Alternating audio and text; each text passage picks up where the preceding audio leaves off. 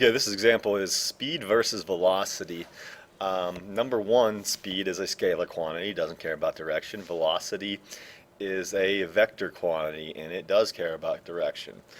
It's not a whole lot different how we find the two, and it's not even that much different how we symbolize it, but there can be a big difference between the two.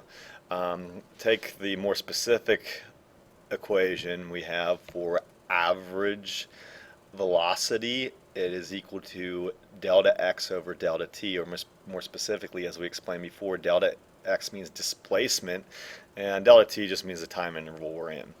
And it's common when we just find average velocity, we could still put the little AV for average down here, that we just say v equals d over t. D just basically means total distance, and t again represents the time interval. Not really any different from delta t. Alright, so anyways, let's have a situation we just took a moment ago from our distance versus displacement analysis, and take again somebody going eastward for 10 meters, turning around and going back 5 meters west. So let's put a t on this. Let's take it and say it takes this person 45 seconds to do this.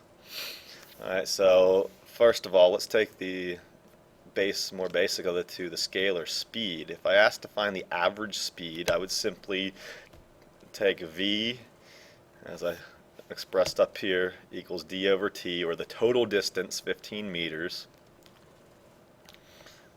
divided by 45 seconds. And we simply get about 0.33 meters per second.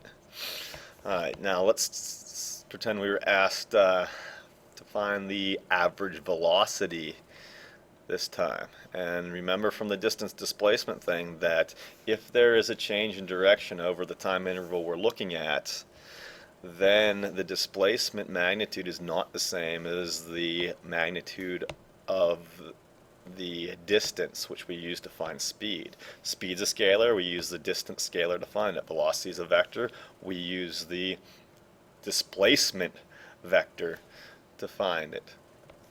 So drawing in that displacement vector as we did before would be from where we started to where we ended, and we want to use that value.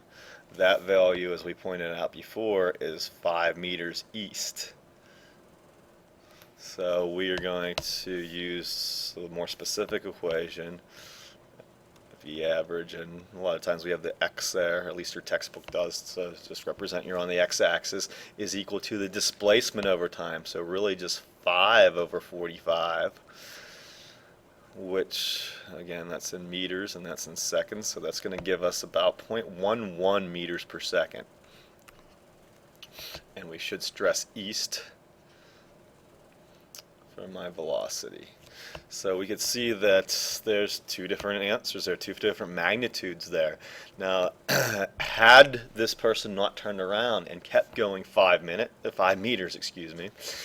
for that 45 seconds, we would have got out the same magnitudes for both the distance and the displacement. Therefore, the magnitudes of the average velocity and average speeds would be identical. So that's something worth remembering.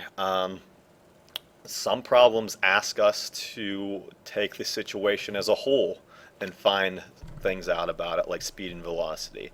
In that case, magnitudes can be different if there is a turnaround.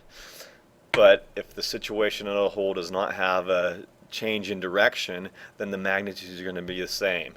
And the scalar quantity should not have any direction stressed, and the vector quantity should.